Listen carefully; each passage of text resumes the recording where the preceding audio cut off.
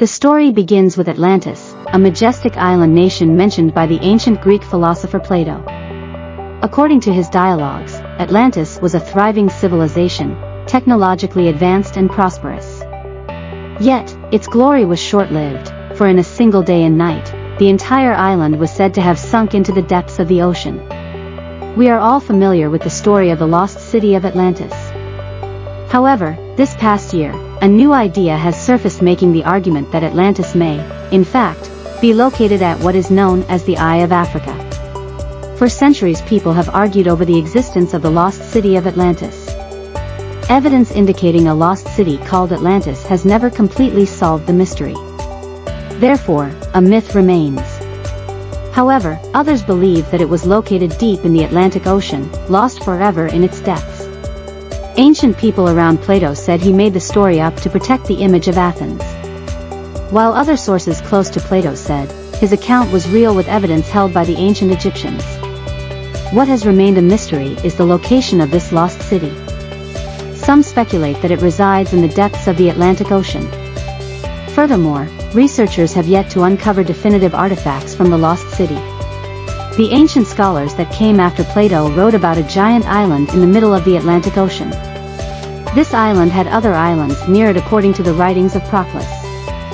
That an island of such nature and size once existed is evident from what is said by certain authors who investigated the things around the outer sea. For according to them, there were 7 islands in that sea in their time. Accordingly, account after account places Atlantis in the middle of the Atlantic Ocean, until the 16th century. Then, famous explorers Sir Francis Bacon and Hernán Cortés made the case that Plato was indeed referring to North America. Furthermore, the islands referred to by Proclus could easily be the Bahamas off the southern coast of Florida. What happens if the story of Atlantis is true along with the account of a large island in the middle of the Atlantic Ocean? Could both stories be true? As we find with other stories in history, some ideas get combined whether intentional or not by the storytellers. What we notice from the above pictures is that if we travel out of the Rick-Hat area, it puts us into an ocean current that leads straight to the Bahamas. Nowhere else on Earth does the description of Atlantis match more than the Eye of Africa, Rick-Hat. The diameter of the Eye of the Sahara measures 23.5 kilometers.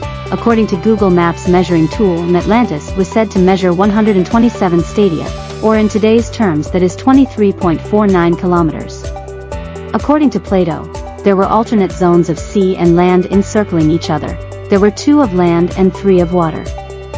He also wrote about a mountain to the north of the city, and encompassing a great plain of an oblong shape in the south. In his video, Ancient Map proves the lost city of Atlantis.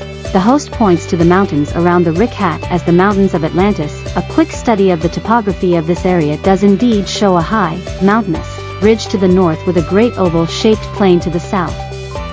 To find out if this new theory is correct, scientists need to explore the Rick-Hat for physical evidence. Furthermore, if an entire city lived there, they should have the ability to recover artifacts. What do you think?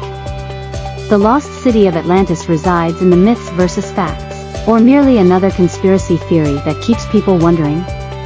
Thank you for joining us on this extraordinary expedition. Until next time, keep questioning, keep exploring, and never stop seeking the truth.